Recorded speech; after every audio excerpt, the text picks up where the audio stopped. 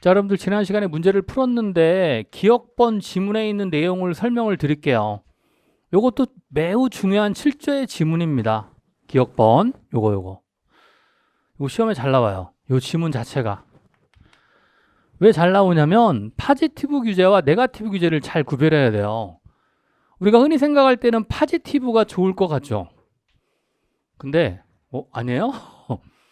대부분 왜 파지티브한 마인드 좋잖아요. 네거티브보다는. 근데 행정학에서 네거티브가 바람직한 게 딱 두 가지가 있어요. 그 첫 번째가 뭐냐면 규제예요. 규제는 가급적이면 강화보다는 완화로 가요. 보세요. 결과적으로 뭐냐? 이 개념 중요합니다. 파지티브 규제는 원칙 금지예요. 원칙적으로 하지 마. 단 예외적으로 허용하는 거죠. 그러니까 규제 대상 집단에게는 규제가 강력하게 작용하는 거예요. 보세요. 원칙 금지. 그러니까 원칙적으로 금지하고 규제하고 예외적으로 허용하는 거죠.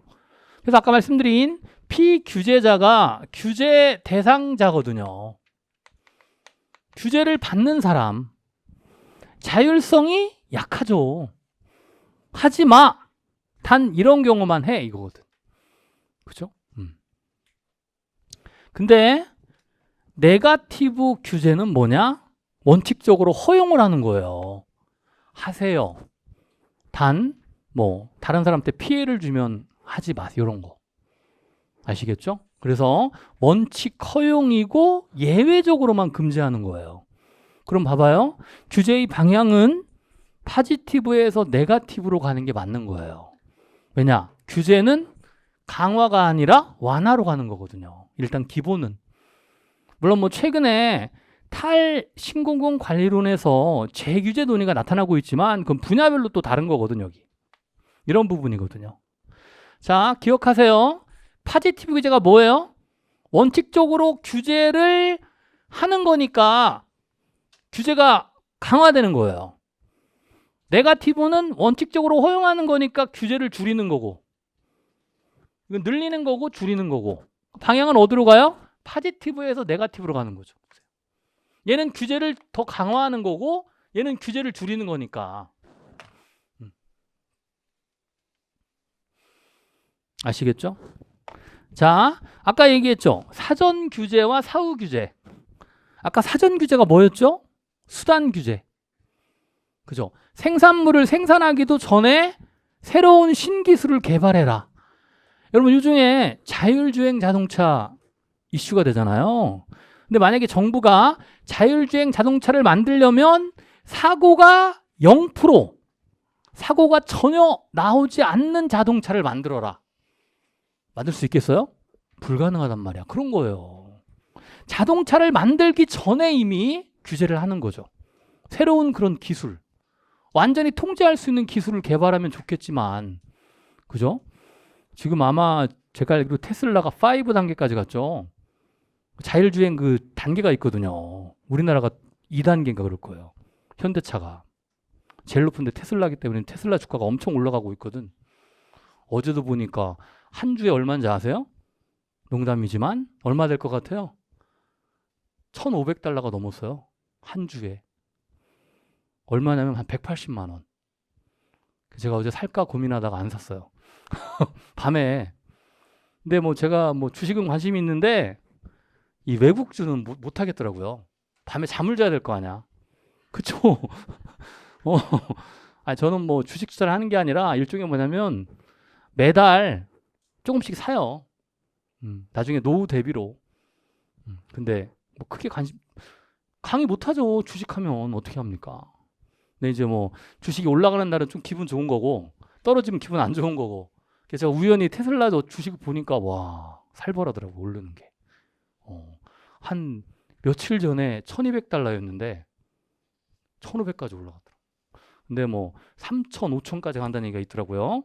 여담입니다. 졸지 마시라고. 그래서 이게 뭐냐면 자율주행 기술을 완벽하게 개발하라고 해보세요. 가능하겠어요? 마찬가지죠. 이런 것처럼. 그래서 사전 규제는 아까 말씀드린 대로 강력한 거예요. 근데 이런 거죠. 일단 만들고 문제가 생기면 조금씩 보완을 하는 거죠. 그게 사후 규제예요. 그러니까 어떤 게 더 완화된 규제입니까? 사후 규제. 이게 지금 보시면 이쪽 라인이 뭐냐면 강화고 이쪽 라인이 뭐냐면 완화로 보시면 돼요. 그래서 가급적 사전 규제보다는 사후 규제로 가는 게 규제 완화의 방향성에 맞는 거죠. 세 번째 아까 말씀드렸잖아요. 정부가 직접 규제하는 게 있어요. 강력하게 명령을 내리는 거야. 그리고 위반하면 강력하게 처벌하는 거죠. 심지어는 형법상의 벌까지 줄 수 있어요. 아시겠죠? 벌금이라든가 뭐 금고나 구속도 가능해요. 직접 규제. 근데 간접 규제는 시장에 맡기는 겁니다. 시장에다가 인센티브를 주는 거예요. 대표적인 간접 규제가 뭔지 아세요? 여러분들 왜 그 소주나 맥주 사 먹으면은 반환, 공병 반환금 같은 거예요. 공병 반환은 누구한테 맡깁니까? 우리한테 맡기잖아. 내가 반환하면은 100원이나 130원을 인센티브로 받는 거죠. 그런 거야. 근데 반환하지 않으면 결국 과태료를 100원을 물은 거예요. 돌려 못 받잖아. 내가 소주, 맥주, 소주가 만 2,000원이다 그러면 그 안에 이미 100원을 낸 거야, 내가. 과태료 같은 걸로. 근데 반환하면은 100원을 돌려받잖아요. 그런 거란 말이니까. 누구한테 맡긴 거예요? 저한테 맡긴 거지. 민간한테, 시장한테 맡긴 게 간접 규제예요. 직접 규제는 정부가 폐기물 방출 기준을 딱 정하는 거야. 0.005 ppm. 그래서 위반하면 강력하게 처벌을 하는 거죠. 나중에 좀 더 심할 때 이 문제가 있을 때부터 다시 한번 설명을 드릴게요. 이 정도만 일단 하세요. 자, 그리고 이제 마지막 최근에 이제 규제의 합리화라는 말이 나와요. 우리가 어제 첫 시간에 배웠죠. 합리성이 뭐라고 그랬어요? 뭐와 뭐의 관계다? 목표와 수단의 관계라고 그랬죠. 합리성의 개념 이번에도 시험에 나왔어요. 지방직 시험에. 합리성은 뭐냐? 목표 달성의 최적 수단 여부를 말한다. 딩동댕 맞는 지문. 자, 보세요. 경제적 규제의 목표는 뭘까요? 시장의 자율성을 회복하는 거거든요. 그럼 어떻게 해야 돼요? 완화해야죠. 시장의 자율성을 회복하기 위해서는 완화하는 거죠. 경제적 규제는. 근데 사회적 규제는 목표가 뭐예요? 국민이나 사회적 약자를 보호하는 거죠. 단 조건이 있어요. 반드시 규제의 합리화라는 부분이 들어가야 돼. 그러니까 규제의 합리화 측면에서 볼 때는 분야별로 다르다는 얘기야. 경제적 규제의 목표는 시장의 자율성을 회복하니까 완화하지만 사회적 규제는 국민이나 사회적 약자를 보호하니까 일정 부분 강화할 필요가 있죠. 무조건 사회적 규제를 풀어봐요. 안 되죠. 작업장에 안전장치 마련하는 거 강력하게 규제한 이런 부분이야. 그래서 최근에 규제 완화가 NPM이거든요. 근데 이렇게 NPM 쪽으로 규제 완화만 하다 보면 실제 사회적 규제 분야가 타격을 받아요. 그래서 분야별로 이런 사회적 규제는 다시 한번 재규제 논의가 나타나요. 그게 탈NPM이라고 그래. 포스트 NPM. 나중에 또 배웁니다. 그 부분은. 이 부분. 그러니까 분야별로 경제적 규제는 완화하지만 사회적 규제는 강화한다. 근데 이 논의는 뭐 그렇게 크게 중요한 내용은 아니고 특히 이제 여기 있는 요 1번 파지티브 규제와 네거티브 규제의 개념과 방향성이 시험에 나옵니다. 자, 그래서 보세요. 아까 기억번 안 풀었잖아요. 봐봐요. 이 지문이 근데 계속 나와. 포지티브 규제는 원칙 금지야, 원칙 허용이야. 원칙 금지. 그죠? 규제를 강화하는 거니까. 원칙적으로 금지하면은 네거티브, 원칙 허용보다 규제 집단의 자율성이 더 보장돼요? 아니죠. 보장되지 않죠. 틀렸잖아요. 바꿔야 되겠지. 어떻게? 네거티브 규제가 원칙 허용이니까 뭐보다? 파지티브 규제보다 규제 집단의 자율성을 보장해준다. 그럼 맞겠지. 그래서 파지티브와 네거티브가 바뀌어야 돼요.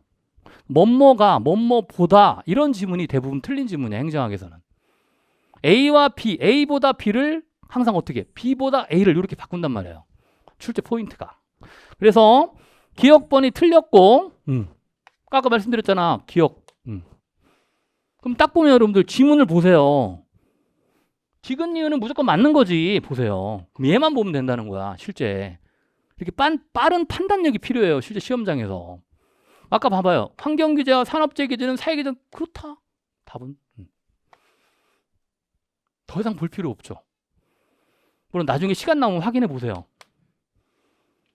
왜냐면은 이게 유일하게 행정학이랑 과목만 10분 내에 풀 수 있어요. 정말. 어렵든 쉽든 행정학은 빨리 풀면은 한 7, 8분. 아니면 뭐 정말 잘하는 친구는 5분 내에 풀어. 5분 내에. 저 솔직히 5분 내에 풀어요. 20문제.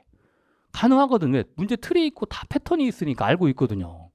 여러분 자꾸 익숙해지면 되는 거예요. 그러니까 여러분도 공부 열심히 하셔가지고 10분까지 일단 줄이고 나중에 제가 동영 볼 때 일부러 시간을 체크해드려요. 지금 10분 지났습니다. 이렇게. 거기까지 풀 수 있도록 하는 거야. 자꾸 줄여서. 물론 문제를 정확하게 읽어야 되겠지. 아시겠죠?